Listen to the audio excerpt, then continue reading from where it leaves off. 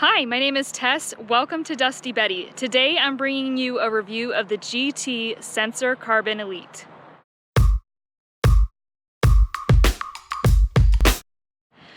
The GT Sensor Carbon Elite is a full suspension 29er that comes in right around $3,100. This bike has 130 millimeters of travel, and the head tube angle is 65.5 with the flip chip in low position. If you switch it to the high position, that can bump it up to 65.98. I'm 5 feet 4 inches tall, and I'm riding a size small frame for this review. My first impression after taking this bike out of the box is that it feels very solid, even a bit heavy, but we'll see how it handles its own weight out on the trail. Now this GT carbon frame does come with an aluminum rear triangle, which sometimes that's done. It has SRAM Eagle 12 speed, which is pretty awesome, and it also comes with a flip chip. Now another thing that I think is really cool about this is the cable routing. It's external, but it's all on the top right here, so nothing is gonna get banged underneath. And it's all pretty neat the way that this comes. It comes with room for a bash guard and a chain guide, everything you need to pop something like that on. But for the money, this GT Sensor Elite is a pretty sweet way to get into a full suspension carbon 29er. This bike it gets cruising. It is pretty crazy.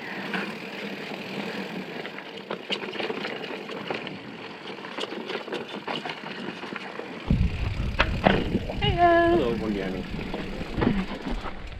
You go down first. You have the right of way. Yeah, you do that. And we'll be entertained by you. Oh, goodness. Thank you.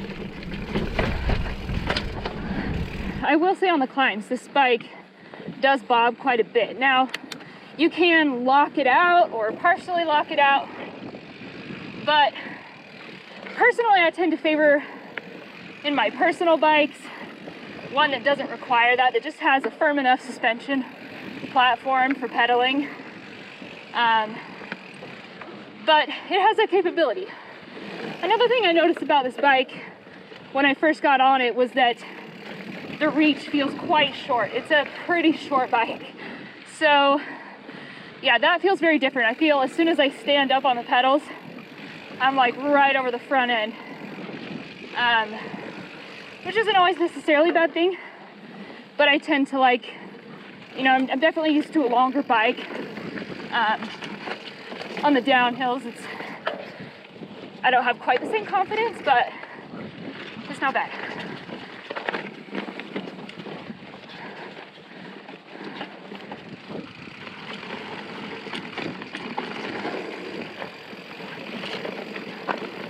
Right now I've got the flip chip in the low position because I'm doing,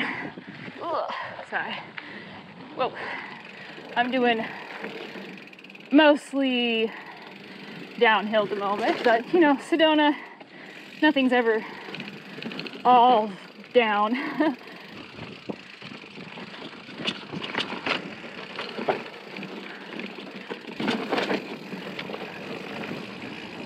And the reason I don't like riding a bike that I kind of have to lock out the rear suspension to climb on is because I usually just hop on my bike and go.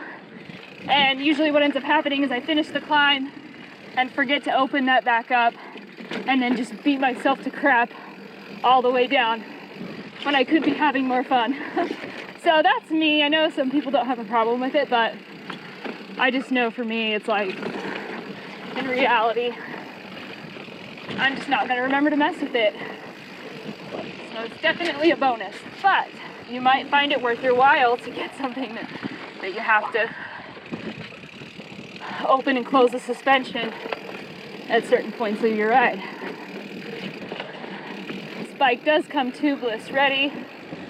Comes with the Schwalbe knobby knit. Now, even though this bike is short and I prefer a longer bike going down, especially when it gets to steep stuff. I mean, so far in the couple weeks that I've been riding it, even though it's not my favorite feeling, I haven't gotten in any bad situations. It's just a different feeling.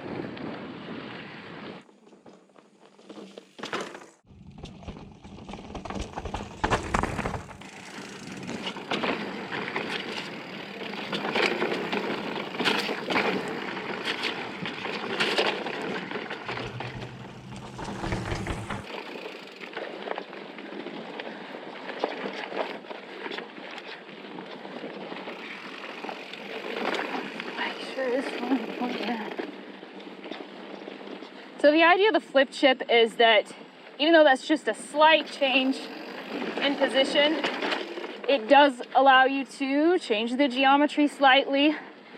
There's a high and low position for the flip chip, and so it'll raise or lower the bottom bracket respectively. It also will slacken or steepen the head angle slightly. These are minute changes.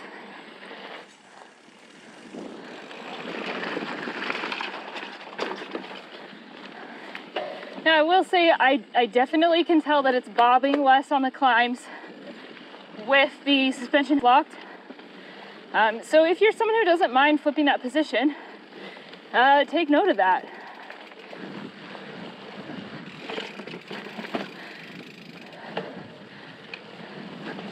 Nice job, bike.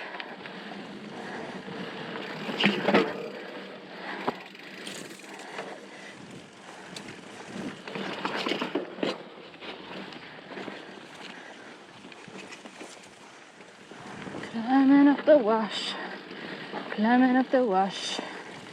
It's more fun to ride down the wash.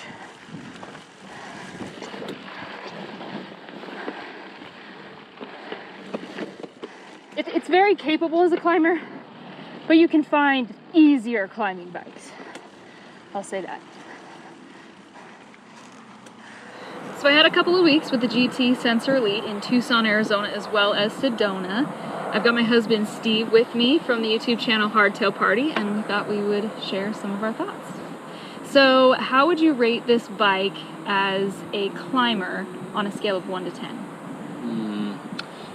It's an interesting bike. It doesn't compare to like a $9,000 bike, but I don't think it was meant to. So you kind of have to take these into consideration of what they cost. For what I like a lot of anti-squat. I like a bike that climbs like a hardtail, that sprints up hills and that isn't saggy and that you don't have to lock out. This bike is bobby. You do have to lock it out, but some people love that. That means tons of traction on the climbs, and it was still fun though. It was just a little bit energy sapping. The suspension would bob when you get on it. It felt like a Trek or a Specialized to me. I agree. If you like the feeling of that rear tire constantly being in contact with the ground and you're willing to have a little bit of bob, then it probably won't matter for you. I don't like locking out my rear suspension just because I forget to unlock it, but if I had this bike, I probably would lock it out in the climbs. That being said, with it fully open as a climber, I'd probably rate it 7 out of 10.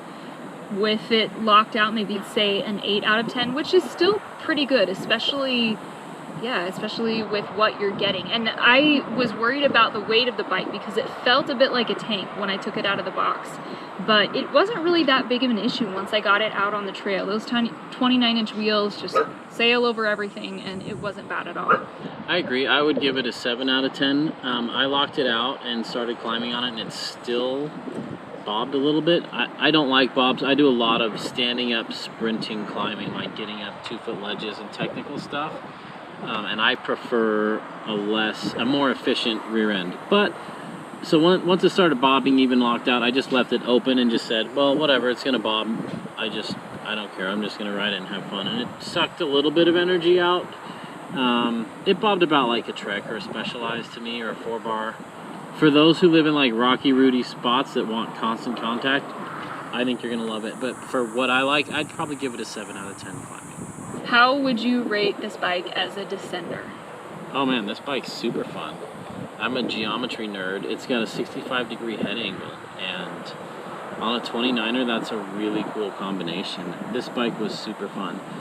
Normally I ride a size small in a lot of bikes. Do we have a size small on this? We did have a small, and the reach on this bike is short for a small. It's crazy short. The reach felt ridiculously short. So I would consider going with a large maybe, and I'm 5'6". I need to ride a medium and a large, but the small was very cramped. I also think, I have a theory that the seat post is like 2 inches further forward than most bikes to make room for the suspension design. I'll have to check that. But it did feel really cramped, but that was just a sizing thing that, it was the wrong size for me. But it was so fun to throw around corners. It kept momentum like a great 29er. It gets up to speed and just keeps that momentum. and it uses its 130 mil of travel extremely well. I usually like 20 mils more travel in the front, like a 150 fork on a 130 bike, and I'd probably do that if I bought one of these. But the 130 was really well balanced. It used up all its travel when it needed to, and you didn't think about it because you're having so much fun. It was a great descender. Yeah, it's really fun going downhill on a 29er. Those things just pick up speed and pick up speed and pick up speed, and woo, it's a wild ride, but it was super fun. It felt great to me. The trails that I took it on, 130 mil of travel, felt about right with the fork, and yeah, it was a fast rolling bike and a lot of fun. But I will say, yeah, as soon as you stand up on the pedals, you feel like you're almost over the front end of the bars because the reach is so short. I probably would size up on this bike. Yeah, it needs a longer reach. And a lot of 29ers can go fast, but they get scarier the faster they go. This was super composed. That 65-degree head angle is perfect for this bike. Now, how would you rate it in terms of fun factor? So any other little elements of a bike that make it fun for you, how did this measure up and stack up in those areas?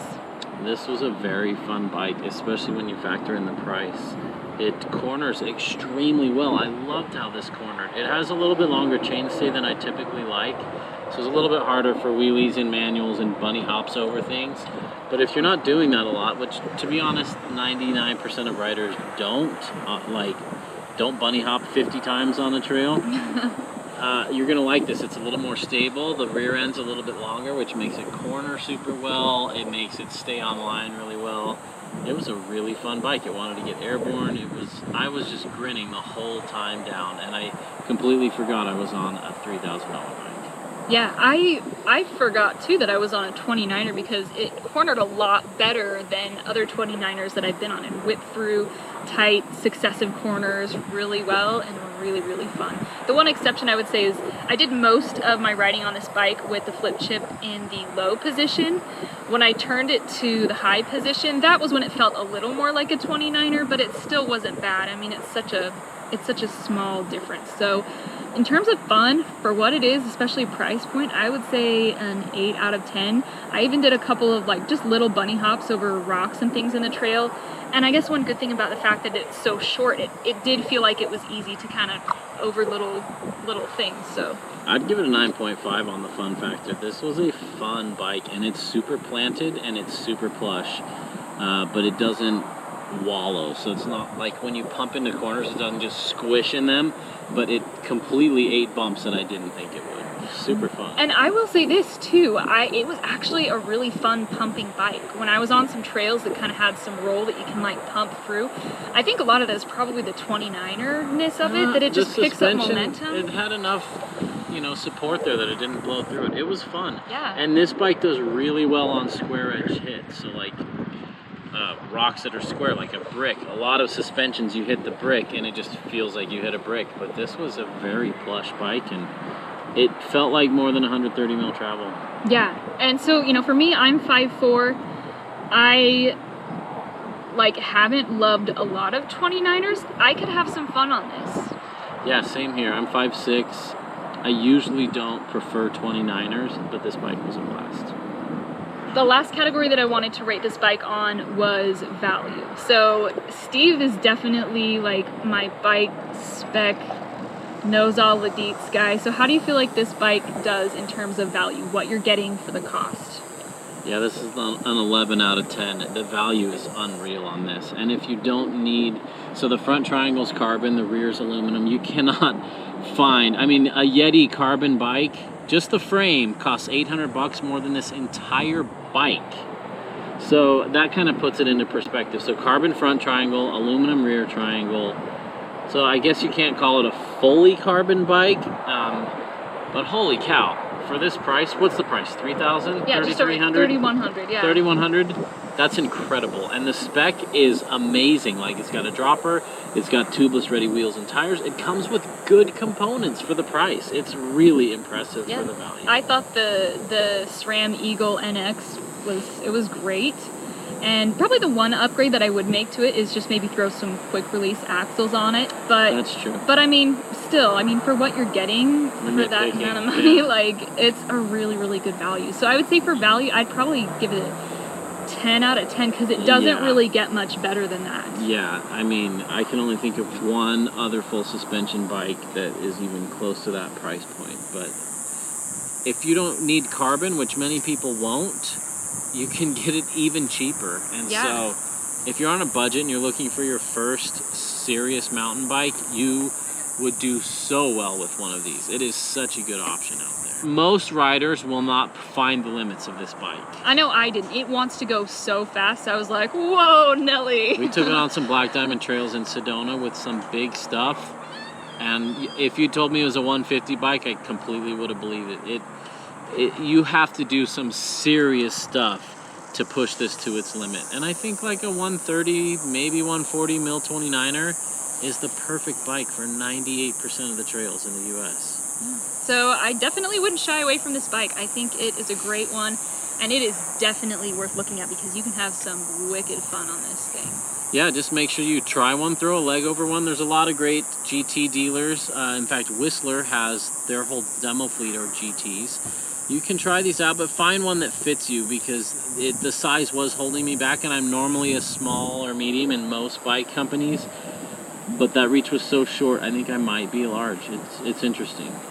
Anyway, super fun bike. It's really exciting to see these things come out because probably the number one question we both get on our channels is, I only have $2,500 or $1,200. What bike should I get? And I can't think of a bike I would recommend more than this for under $4,000. It's a fantastic bike. The nice thing is you can buy it, ride it for 3 years, and not upgrade a single part and have a fantastic bike. And then when you know what you want to upgrade to, you can start swapping out great parts on it. It's got the same frame as the top end one, which is also an incredible value as well. Yeah. GT's knocking it out of the park, and their new LTS link tuned suspension is super plush, super fun. Man, I love that bike. Well, there you have it. GT Sensor Carbon Elite. Thanks so much, Steve, for weighing in on this with me and lending your expertise. And thank you for watching. Get dusty.